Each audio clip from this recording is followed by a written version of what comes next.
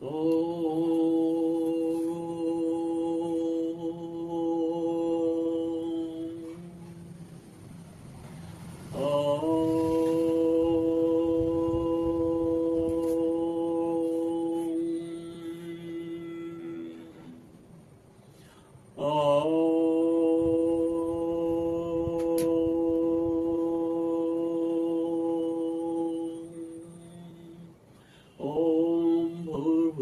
स्वः तत्सवितुर्वरेण्यं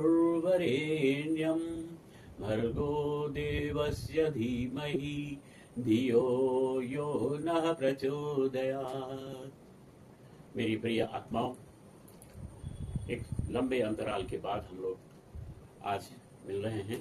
कुछ तकनीकी कारणों से आपके समक्ष उपस्थित नहीं हो पाया हूं और मेरे पास बहुत सारे फोन कॉल्स, व्यक्तिगत संपर्क आए हैं और ये जिज्ञासा व्यक्त की गई है कि आप वीडियो भेजने में देर क्यों कर रहे हैं। आज वो मुहूर्त आ गया है और आज हम लोग एक और वीडियो आपकी सेवा में प्रस्तुत कर रहे हैं। यूँ तो प्रथम अध्याय मैं पूरा कर चुका था, लेकिन श्रोताओं और दर्शकों से बहुत कुछ अनुरोध आए हैं कि प्रथम अध्याय में अर्जुन की जो बातें हैं, जो अर्जुन ने कहा है, उसके बारे में कुछ और चर्चा होनी चाहिए। तो भक्तों, श्रोताओं, मैं आज आपके सामने प्रस्तुत हो रहा हूं। आपकी लाइकिंग, आपके प्रश्न के माध्यम से मुझे और आगे मार्गदर्शन मिलता रहेगा। तो आप प्रश्न अवश्य करें, लाइक करें, सब्सक्राइब करें और बेल आइकॉन जरूर दबाएं। तो श्रोताओं, आज हम शुरू कर रहे हैं प्रथम अध्याय के 26वें श्लोक से। आप पाएंगे कि 26 और 27वें श्लोक में, प्रथम अध्याय के 26वें और 27वें श्लोक में संजय जो युद्ध का आंखों देखा हाल सुना रहे हैं धृतराष्ट्र को, वो बातें मैं आपको बताने जा रहा हूं। 26वां श्लोक और 27वां श्लोक, जिसमें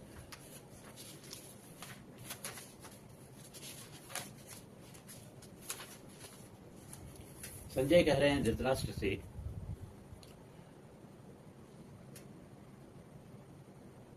कि जैसा कि अर्जुन ने कहा था कृष्ण को कि मेरे रथ को आप दोनों सेनाओं के मध्य ले चल के खड़ा करिए और मैं देखना चाहता हूं कि मेरे साथ युद्ध करने के लिए कौन कौन लोग उपस्थित हैं। तदनुसार श्री कृष्ण ने अर्जुन के रथ को बीच में खड़ा किया और उनसे कहा कि देखो अर्जुन, मैंने रथ को तो तुम्हारी आज्ञा अनुसार दोनों सेनाओं के बीच में ला दिया है। अब तुम स्वयं देखो क्या देखना चाहते हो। अर्जुन ने जो कुछ भी दृश्य देखा वो हम शुरू कर रहे हैं 28वें श्लोक से आगे। वर्णन ये है संजय का कि वहां पे अर्जुन ने अपने बंधुओं को उपस्थित देखा। यहां बंधु शब्द का उपयोग किया गया इस श्लोक में अर्जुन की भाषा में। थे तो युद्ध करने के लिए आए हुए लोग दो शत्रु हैं। दोनों सेनाएं आमने सामने जब खड़ी हैं तो दोनों एक दूसरे के शत्रु हैं, लेकिन अर्जुन ने देखा बंधुओं को।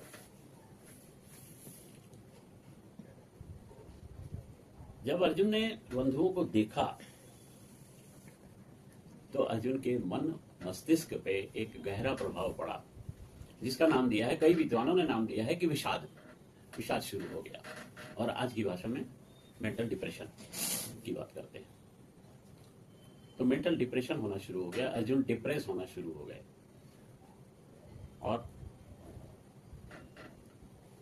देखा जो उन्होंने, उसका वर्णन जो है वो पहले हम लोग बता चुके हैं कि दोनों पक्ष की सेनाएं किस प्रकार से खड़ी हैं और वहां पर दुर्योधन ने क्या देखा था, अर्जुन ने क्या देखा था।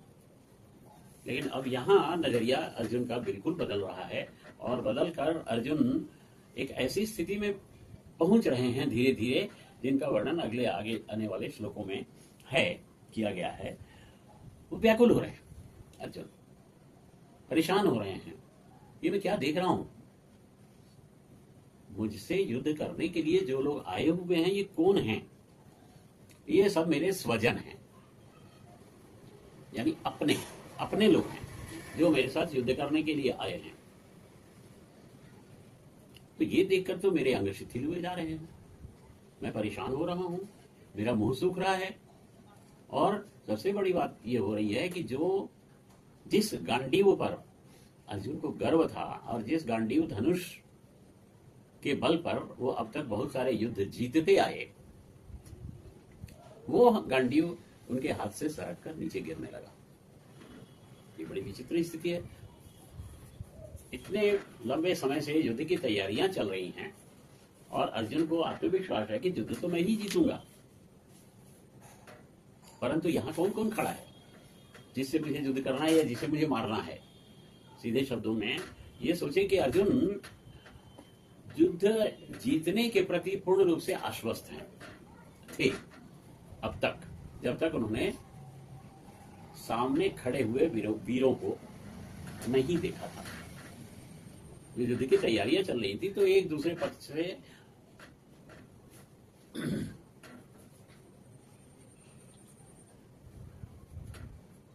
रिप्रेजेंटेटिव को क्या कहेंगे हिंदी में? तो पक्षों से एक दूसरे के प्रतिनिधि भेजे जा रहे थे। स्वयं अर्जुन और साथ में कभी कभार कृष्ण युद्ध की तैयारियों के लिए अस्त्र शस्त्र इकट्ठा करने के लिए इधर उधर भागदौड़ कर रहे थे, और अर्जुन को पूरा भरोसा था कि मैं तो युद्ध जीतूंगा। लेकिन यहाँ क्या हो रहा है? अचानक क्या होने लगा अर्जुन को वही डिप्रेशन होने के पीछे अर्जुन ने जो कारण बताए, उस पर हम लोग विशेष रूप से आज चर्चा कर रहे हैं कि अर्जुन ने क्या देखा। अपने गुरुजनों को देखा, अपने चाचा लोगों को देखा, अपने मामा लोगों को देखा, अपने ताऊ लोगों को देखा, अपने भतीजों को देखा। ये इतने जितने सारे रिश्ते हैं, वो सारे रिश्तेदार वहां युद्ध में अर्जुन के विपक्ष में लड़ने के लिए खड़े हैं। अर्जुन के लिए तो शत्रु हैं, होना चाहिए। युद्ध में जो खड़ा हुआ, हमारे विरुद्ध जो युद्ध में खड़ा हुआ है, वो तो शत्रु है। लेकिन उन शत्रुओं में अर्जुन को सारे रिश्तेदार दिखने लगे, तो रिश्तेदारी की याद आ गई अर्जुन को। भूल गया अर्जुन कि मैं युद्ध करने के लिए आया हूं और इनको मारने के लिए आया हूं, इनकी हत्या करने के लिए आया हूं। ये बात अर्जुन भूल गया। उसको रिश्ते दिखने लगे, संबंधी दिखने लगे, और अर्जुन ने ये कहना शुरू किया, हे कृष्ण, हे मधुसूदन, यदि तीनों लोकों का राज्य मुझे मिल जाए तो भी मुझे नहीं चाहिए। अभी मैं जो युद्ध क्षेत्र में आया हूं, युद्ध करने के लिए किस लिए आया हूं? पृथ्वी के एक भाग पर आधिपत्य जमाने के लिए, अर्थात हस्तिनापुर। तो केवल हस्तिनापुर राज्य के अंतर्गत, जो इसकी सीमा के अंतर्गत जो जमीन आती है, उसी का बंटवारा, उसी को प्राप्त करने के लिए युद्ध होने वाला है। दुर्योधन एक तरफ अड़ा हुआ है और एक तरफ अर्जुन कि नहीं, ये मेरा है, ये मुझे चाहिए। तो अर्जुन के मन में आया कि इतनी छोटी सी जगह, इतना छोटा सा राज्य तीनों लोकों की तुलना में, पृथ्वी की तुलना में भी बहुत कम है। तो इस पृथ्वी को प्राप्त करने के लिए मैं इतने सामने खड़े हुए लोगों को मारूं, ये तो न्याय संगत बात नहीं है। वहां वो बात गलत साबित होने लगी कि जो अंग्रेजी में कहावत है, everything is fair in love and war. War में तो सब कुछ जायज है, युद्ध में सब कुछ जायज है, साम दाम दंड भेद किसी प्रकार का। और आगे आप महाभारत में आप लोगों ने पढ़ा ही होगा, आप जानते ही होंगे कि अभिमन्यु को मारने के लिए चक्रव्यूह की भी रचना कर दी गई। द्रोणाचार्य को मारने के लिए झूठ तक का सहारा लिया गया, तथा कथित झूठ, यानी हर तरह की चालें चली गई। परंतु अर्जुन बड़ी ईमानदारी का व्यवहार कर रहे हैं। वो कह रहे हैं कि मैं अपने रिश्तेदारों को क्यों मारूं, एक जमीन का हिस्सा, छोटा सा हिस्सा, इसके लिए तो मुझे नहीं चाहिए। मूल बात वहां पे अर्जुन के मन में यही आई है कि अपने सगे संबंधियों को, जो नजदीकी सगे संबंधी हैं, उनको मारना।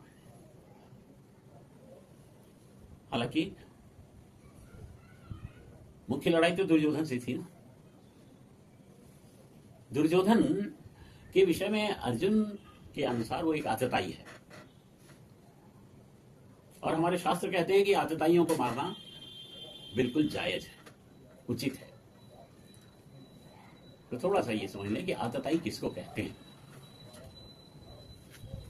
शास्त्रीय परिभाषा के अनुसार आतताई जिसके अंदर ये 6 प्रकार के गुणों में, अवगुणों में से, दुर्गुणों में से एक भी दुर्गुण है, वो आतताई है। ये 6 प्रकार के दुर्गुण क्या हैं? किसी को विष देने वाला, यानी विष देकर किसी की हत्या करने का प्रयास करने वाला आतताई है। घर में अग्नि लगाने वाला, किसी के घर में अगर जो आग लगा देता है, उसे आतताई कहते हैं हमारे शास्त्रों के अनुसार। आप लोग समझ पा रहे होंगे सभी श्रोता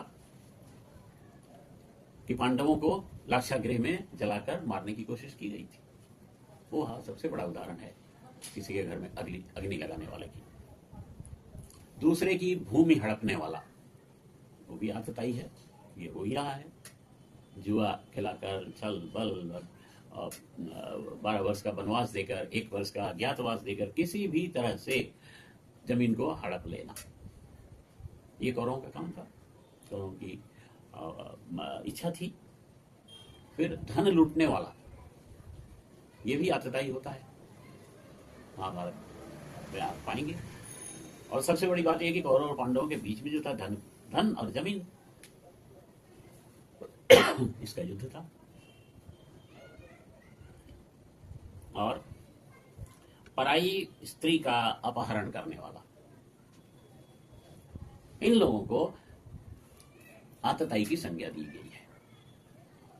तो शास्त्रों के अनुसार अर्जुन को मालूम है कि आतताइयों का वध करना बिल्कुल उचित है, परंतु अर्जुन में वो आतताई दिखना बंद हो गया है। अब आतताई नहीं दिख रहे हैं, अब अर्जुन को क्या दिख रहे हैं? रिश्तेदार, सगे संबंधी। तो ये जो एक मानसिक परिवर्तन हो गया है अर्जुन का, यही है अर्जुन का विषाद।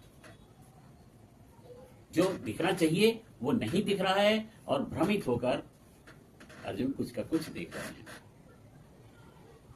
मैं आगे चल के आप लोगों से प्रश्न पूछूंगा, आप लोग प्रयास करिएगा वीडियो के माध्यम से या अपने कमेंट्स के माध्यम से उन प्रश्नों का उत्तर आप भेजें। कितना कष्ट करें आप।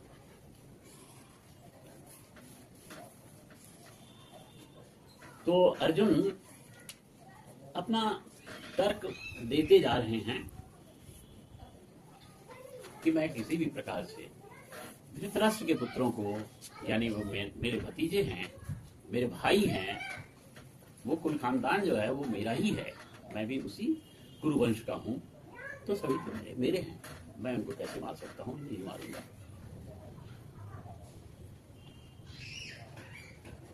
अब अर्जुन को एक और नई चीज यहां दिखने लगी। श्लोक संख्या 38 और 39, यानी 38 और 39 नंबर श्लोक में अर्जुन को यह भी दिखने लगा कि ये लोग तो भ्रष्ट हो गए हैं, पथ भ्रष्ट हो गए हैं। ये लोग यानी कौरव, दुर्योधन, उसका पूरा परिवार और उनके रिश्तेदार जो हमारे सामने युद्ध करने के लिए आए हुए हैं, ये लोग पथभ्रष्ट हो चुके हैं। किस प्रकार से पथभ्रष्ट हो चुके हैं? इन्हें नहीं समझ में आ रहा है कि युद्ध के बाद कुल का नाश हो जाएगा, इसके साथ साथ बहुत सारे लोगों की मृत्यु होगी। जो मित्रवत संबंध है हम लोगों के, जो होना चाहिए, वो इनको नहीं समझ में आ रहा है। मित्रवत संबंध तो इनको नहीं समझ में आ रहा है। ठीक है, ये पथभ्रष्ट हो गए हैं, ये मूर्ख हो गए हैं, लेकिन मैं तो चतुर हूं। अब अर्जुन को अपनी चतुराई भी समझ में आ रही है, याद आ रही है कि वो तो मूर्ख है। ठीक है, उनकी बुद्धि भ्रष्ट हुई है तो क्या मेरी भी बुद्धि भ्रष्ट हो जाए? और इसमें वो कृष्ण को भी शामिल कर रहे हैं, क्योंकि कृष्ण उनके सारथी के रूप में उसी रथ पर विद्यमान हैं, तो कृष्ण से भी वो यही कह रहे हैं कि आप भी तो मेरा साथ दे रहे हैं इसमें अर्थात युद्ध करने में, युद्ध करके हमारे रिश्तेदारों को, सगे संबंधियों की हत्या करने में आप भी साथ दे रहे हैं। तो क्यों हम लोग इस रास्ते पर चले? आप भी चतुर हैं, मैं भी चतुर हूं, तो क्यों ना हम लोग सोचें कि वो गलत हैं कौरव, तो वही गलती हम क्यों करें? तो आइए हम लोग इस बात पे विचार करें, उचित क्या है, अनुचित क्या है। अर्जुन की नजर से उचित तो यही है कि युद्ध न किया जाए, किसी की हत्या न की जाए, तो कृष्ण से वो अपना साथ मांग रहे हैं। आप इस पर विचार करिए, हम लोग क्यों ऐसा पाप करने जाएं? ये तो महान पाप है। आतताइयों को मारना पाप नहीं है, फिर भी अर्जुन कह रहे हैं कि आतताइयों, वो आतताई है एक तरफ से, लेकिन दूसरी तरफ से मेरे रिश्तेदार हैं। तो ये दो शब्दों के बीच में एक द्वंद्व है, एक तरफ रिश्तेदार और वही व्यक्ति आतताई क्या करेगा? ये द्वंद्वात्मक भाव ऐसा नहीं कि केवल अर्जुन के ही मन में आया है, आज के संसार में भी यहाँ जितने लोग उपस्थित हैं और जितने लोग वीडियो देखेंगे, उनके साथ भी कहीं ना कहीं इस प्रकार की समस्या आती है। विशेष करके इस कलयुग में जो समस्या या जो विवाद अर्जुन, कौरव और पांडवों के बीच में है, वही विवाद आज भी हो रहे हैं, पारिवारिक विवाद। और इस पारिवारिक विवाद में यही बात आड़े आ जाती है कि व्यक्ति, जो समझदार व्यक्ति है, वो ये सोचने के लिए मजबूर हो जाता है कि क्या करूं, मेरा प्रतिद्वंदी, मेरा विरोधी मेरा रिश्तेदार है, मेरा संबंधी है। तो अर्जुन यही कह रहे हैं कि ये मैं सोच रहा हूं ऐसा, वो लोग नहीं सोच रहे हैं। तो वो जिस प्रकार की मूर्खता वो लोग कर रहे हैं, वही मूर्खता हे कृष्ण हम क्यों करें? हमें नहीं करना चाहिए। यदि हम समझदार हैं तो हमें वो मूर्खता नहीं करनी चाहिए जो वो कर रहे हैं।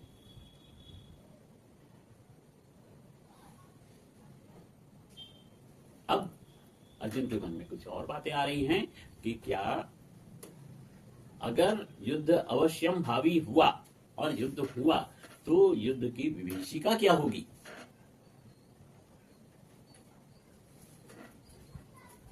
पहला, कुल का नाश हो जाएगा।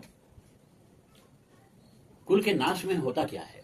जो प्रत्येक कुल की जो एक अपनी परंपरा होती है, एक कुल देवी होती है, एक कुल देवता होते हैं। कहीं कहीं लोग कुल देवता मानते हैं और कहीं कहीं कुल देवी मानते हैं, और परंपरागत रूप से उन कुल देवता देवी की पूजा प्रत्येक कुल खानदान में की जाती है।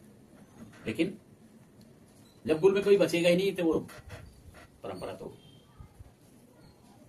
टूट जाएगी, परंपरा समाप्त हो जाएगी। इसको कहते हैं कुल का नाश होना। अब जब कुल का नाश हो गया, वो कुल की जो परंपरा जो सनातन काल से चली आ रही है वो समाप्त हो जाएगी, पाप फैल जाएगा। प्रत्येक व्यक्ति कुल परंपरा को बरकरार रखने के लिए, अक्षुण्ण रखने के लिए प्रयास करता है, और घर में, परिवार में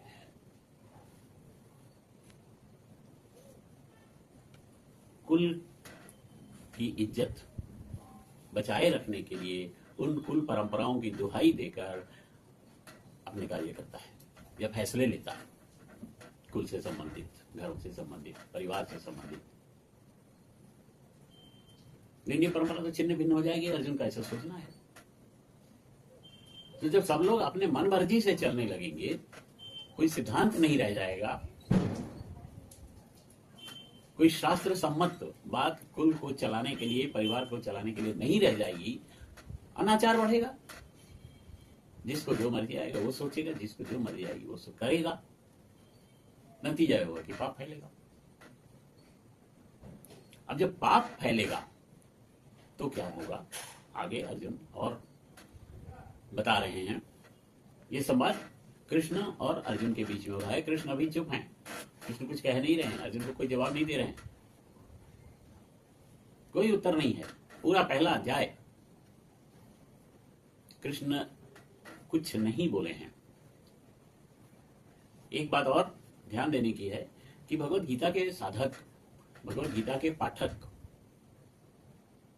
या जो साधक नहीं है, जो पाठक नहीं है, उनके मन में भी महाभारत और भगवत गीता के विषय में एक धारणा तो ये है ही है कि अर्जुन गलत थे। तो हम लोग अर्जुन की भूमिका को जो भगवत गीता में के शुरुआत में जब देखते हैं, पढ़ते हैं, तो हमारे मन में पहले से ही एक बायस्ड ओपिनियन रहता है, एक पूर्वाग्रह रहता है कि अर्जुन तो गलत बोल रहे हैं, गलत बोले हैं। और अर्जुन की गलत मानसिकता को ठीक करने के लिए कृष्ण ने पूरी भगवत गीता के बाकी 17 अध्याय कहे हैं। कुल 18 अध्याय हैं भगवत गीता में। 18 में एक अर्जुन का वर्चस्व है, ये कह सकते हैं। अर्जुन ने अपनी बातें कही हैं, कृष्ण चुप हैं। बाकी 17 अध्याय जो है वो कृष्ण ने अर्जुन की मानसिकता को बदलने के लिए कहे। तो हम लोग पहले से ही जब भगवत गीता पढ़ना शुरू करते हैं उसके पहले से ही ये मान के चलते हैं कि अर्जुन गलत हैं या गलत थे, और कृष्ण ने उनको समझाया। आप इस समय जो कुछ भी सुन रहे हैं अपने नजरिए को थोड़ा बदल कर देखें, बदल कर सोचें। अर्जुन ने जो कुछ भी कहा है उसे ध्यान से सुने, ध्यान से पढ़ें, और मन में ये प्रश्न लाएं कि क्या अर्जुन सचमुच गलत थे?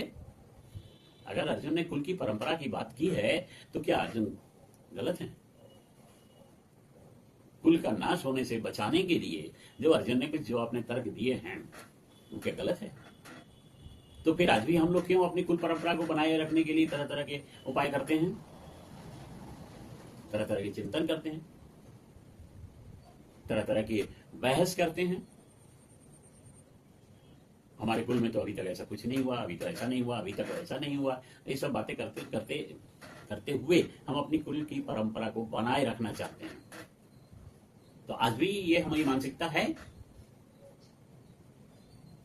तो उस मानसिकता से भगवत गीता के पहले अध्याय को कृपा करके देखें, पढ़ें, सुने। तो जब अधर्म और पाप की बात अर्जुन के मन में आई है तो वो कहते हैं कि जब पाप बढ़ जाएगा युद्ध के बाद, तो फिर स्त्रियों का क्या होगा? जो सारे पुरुष मारे जाएंगे तो महिलाओं का क्या होगा? वो तो युद्ध मैदान में नहीं आई है ना लड़ने के लिए। तो युद्ध क्षेत्र में जो आया है वो तो मारा जाएगा, लेकिन घर में क्या होगा? उनकी विधवाओं का क्या होगा? अर्जुन का जो एजम्पशन है, अर्जुन की जो सोच है, अर्जुन का जो विचारधारा है अर्जुन की, वो यही है कि स्त्रियां दूषित होने लगेंगी, और दूषित होने से जो संतानें पैदा होंगी आगे चल के वो वर्ण संकर संतानें पैदा होंगी। तो वर्ण संकर होने से तरह तरह की बीमारियां भी फैलेंगी। मैं पहले आप लोगों से पिछले वीडियोस में चर्चा कर चुका हूं कि किस किस तरह की बीमारियां फैलती हैं युद्ध के बाद, जिसमें उदाहरण के रूप में मैंने आप लोगों को दिया था कि first world war, second world war के बाद किस प्रकार की बीमारियां फैली, और वो बीमारियां आज भी समाज में कंटिन्यू हो रही हैं। क्योंकि उस प्रकार की बीमारी, सोरा, सिफिलिस, साइकोसिस, ये सब बीमारी लेकर जो संतानें पैदा हुई, फिर आगे वो जो संतानें पैदा हो रही हैं, वो सब उन बीमारियों को लेकर आ रही हैं। तो दूषित होने का जो रिजल्ट है वो यही होता है, वर्ण संकर पैदा होने का रिजल्ट यही होता है। अब हमारे यहाँ शास्त्रों में जो चीजें बताई गई हैं कि वर्ण संकर कहते किसको हैं, ये थोड़ा समझ लेने की वाली बात है। वर्ण संकर के लिए जो हमारे समाज में व्यवस्था दी गई थी पहले, वो यही है कि उच्च वर्ण का व्यक्ति यदि मारा जाता है युद्ध में या किसी भी प्रकार से मृत्यु हो जाती है, तो उच्च वर्ण की विधवा अपने से निम्न वर्ण से विवाह नहीं कर सकती, यानी पुनर्विवाह उसका नहीं हो सकता। तो ब्राह्मण हुए उच्च वर्ण, उच्चतम वर्ण, तो ब्राह्मण की विधवा निर्विवाह रहेगी। क्षत्रिय वर्ण की विधवा ब्राह्मण वर्ण के पुरुष से विवाह कर सकते हैं। इस प्रकार की व्यवस्था हमारे समाज में दी गई है। नतीजा क्या होगा अगर इस तरह से हुआ? तो जैसा कि मैंने अभी आपको बताया कि फिर किसी उदाहरण के लिए ब्राह्मण वर्ण की विधवा हमेशा अविवाहित है, उसका पुनर्विवाह नहीं हो सकता। फिर आगे जो अर्जुन की जो सोच है, पिंडदान की क्रिया, जो हिंदू समाज में पिंडोदक क्रिया, पिंडदान की क्रिया करने का अधिकारी कौन है? जिस वर्ण का व्यक्ति मृत्यु को प्राप्त हुआ है उसी का पुत्र पिंडदान देने का अधिकारी होता है। तो जब युद्ध होगा, क्षत्रिय मारे जाएंगे, तो पिंडोदक क्रिया समाप्त हो जाएगी और आगे ये परंपरा भी खत्म हो जाएगी, कोई बचेगा ही नहीं पिंडदान करने वाला, तो पिंडोदक क्रिया भी लुप्त हो जाएगी। अब जब पिंडोदक क्रिया लुप्त हो जाएगी तो जो पितर लोग हैं, जो पहले से मृत्यु को प्राप्त हो चुके हैं, वो पितर परेशान रहेंगे, उनको तो पिंडदान मिलना नहीं है, कुछ जलांजलि तिलांजलि उनको कुछ भी नहीं मिलना है। जो हमारे हिंदू समाज में जो व्यवस्थाएं हैं कि पितर लोगों को पिंडोदक क्रिया के माध्यम से उनको भोजन दिया जाता है, उनको जल दिया जाता है, वो नहीं होगा। जब वो नहीं होगा तो पितर लोगों की मुक्ति नहीं होगी, वो और अधोगति को प्राप्त हो जाएंगे।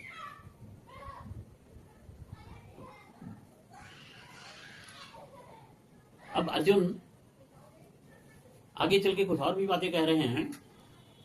श्लोक नंबर 43 में वो ये कह रहे हैं कि दोषय रेते कुलग्ना नाम वर्ण संकर कारक ही उत्साधन्ते जाति धर्म कुल धर्माश्च शाश्वता। यानी जब वर्ण संकर दोष से ग्रस्त हो जाएगा समाज, या वर्ण संकर कारक दोष से समाज ग्रस्त हो जाएगा, तो कुल धर्म भी नष्ट हो जाएगा, जाति धर्म भी नष्ट हो जाएगा।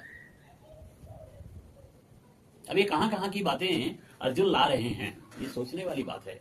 कुछ लोग ये सोच सकते हैं कि तो बेकार की बातें कर रहे हैं, लेकिन जो लोग परंपराओं में विश्वास करते हैं, जो लोग सामाजिक व्यवस्था में विश्वास करते हैं, उनके मन में तो ये बात आनी चाहिए कि अर्जुन जो कह रहे हैं वो सही कह रहे हैं।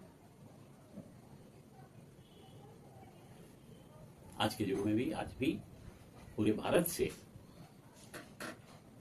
गया में जाकर पिंडदान करते हैं अपने पितरों के लिए। जब तक गया में नहीं जाकर पिंडदान नहीं करते, तब तक यही मान्यता चलती रहती है कि हमारे पितर कष्ट में हैं, उनको मुक्ति दिलाने के लिए हमें गया में जाकर पिंडदान करना है। तो ये इस प्रकार की कल्पनाएं, मैं इसको कल्पना नहीं कहूंगा, अर्जुन कल्पना, निरी कल्पना नहीं कह रहे हैं। अर्जुन जो कुछ भी ये बातें कह रहे हैं वो शास्त्र विधि, शास्त्र सम्मत बातें कर रहे हैं। हमारा समाज चलाने के लिए, हमारा परिवार चलाने के लिए, हमारा कुल खानदान चलाने के लिए ये बातें शास्त्रों में लिखी हुई हैं। जो नहीं लिखी हुई हैं, जो अर्जुन ने सुनी है जो बातें, वो भी बात अर्जुन कह रहे हैं कि मैंने ऐसा भी सुना है कि जिनका कुल धर्म नष्ट हो गया है उन्हें अनिश्चित काल तक नरक में रहना पड़ता है, ऐसा भी मैंने सुना है, अर्जुन कह रहे हैं। तो ठीक है, समाज के अग्रणी लोगों ने ये सब बातें भी बताई हैं जो अर्जुन के मनोमस्तिष्क में हैं।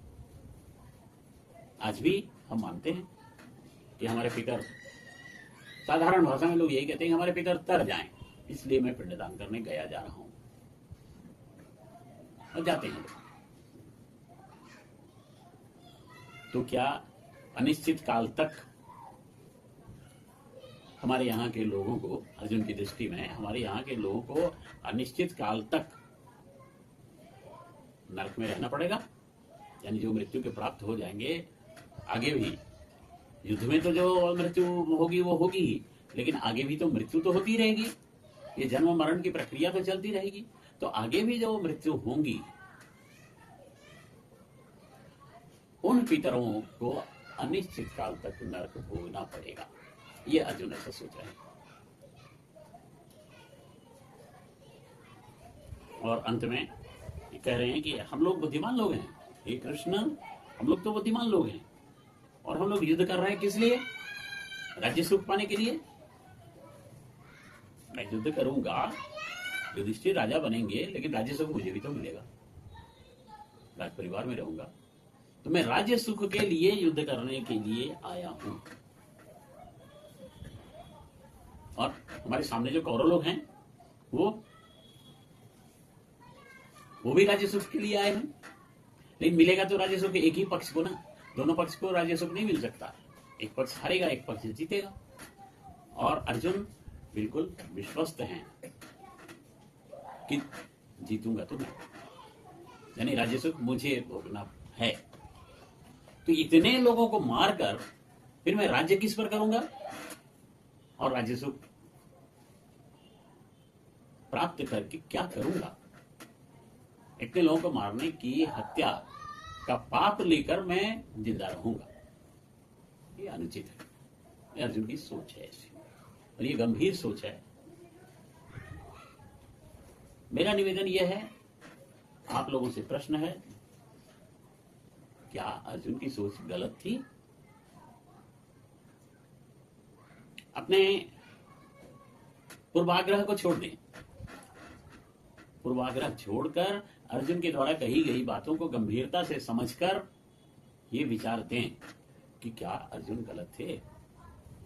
अगर सही थे तो किस प्रकार से सही थे, और यदि गलत थे तो किस प्रकार से गलत थे? आओ विचारें आज मिलकर ये समस्याएं सभी। अब तक मैंने जो कुछ भी कहा है पिछले वीडियोस में, उसमें मैंने श्लोकों की केवल व्याख्या मात्र की है। मैंने किसी से कोई प्रश्न नहीं पूछा है।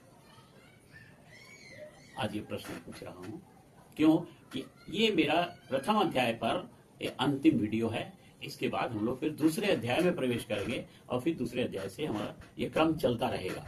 बीच में जो व्यवधान आ गया था और बीच में कुछ वीडियो आप लोगों को मिलने में देर हो रही थी, उसके लिए मैं क्षमा प्रार्थी हूं। प्रयास हमारा और हमारी टीम का यही रहेगा कि आगे से आपको रेगुलर वीडियो मिलती रहे। आपके आशीर्वाद की आकांक्षा है। जय श्री कृष्ण।